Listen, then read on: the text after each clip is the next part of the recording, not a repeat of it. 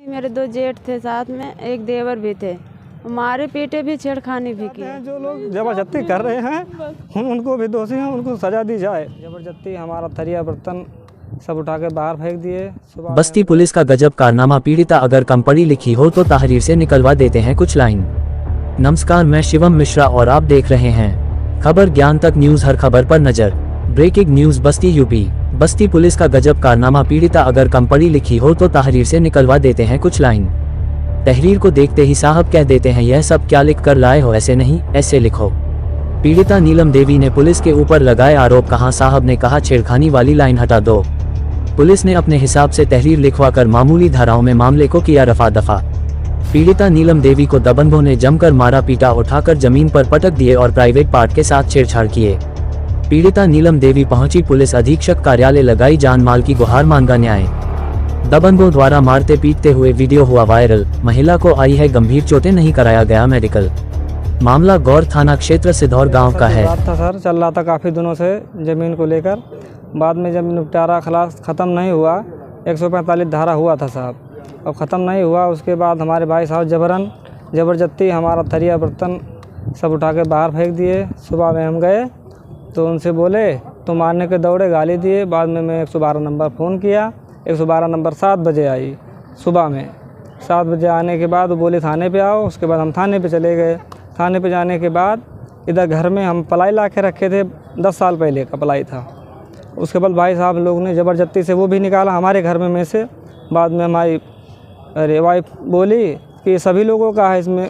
वो लोग ज़बरदस्ती मारे भी, प्रताड़ित भी किए, उनको छेड़े भी। उसके बाद हमारी बहन सुनी तो वो भी भाग के आई, छुड़ाने लगी, उसको भी मारे। उसके बाद फिर हम थाने पे थे उस टाइम, घर पे नहीं थे, सिर्फ यही लोग थे। ये लोग के मारे जितना वो लोग लात घूंसा से मारे पूरा। उसके बाद हम थाने पे गए। थाने एसओ साहब से सीधा बोले, एसओ साहब बोले कि ऐसा 112 नंबर मिलाइए। मैं थाने पे ही था, थाने से 112 नंबर मिलाया। बाद में पुलिस गई थाने से।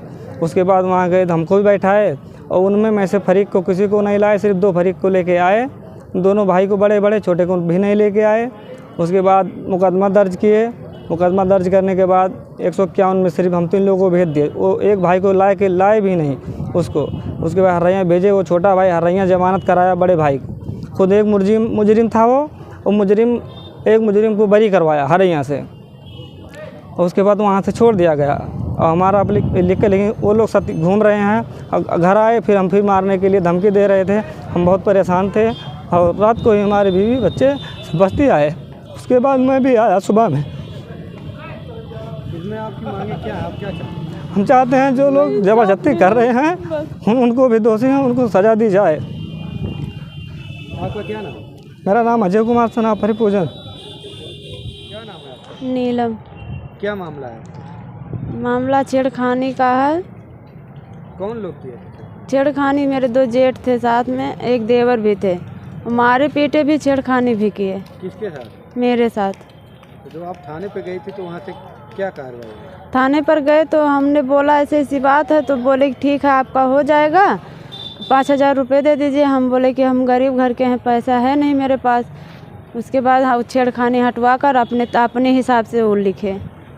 दरोगा साहब अपने हिसाब से तहरीर लिखे? हाँ, दरोगा साहब अपने हिसाब से तहरीर लिखे, वो लिख कर दिए। उसके बाद बोले कि यही देख कर लिख लो।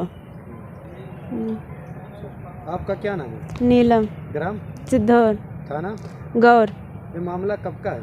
कल सुबह 9 बजे का।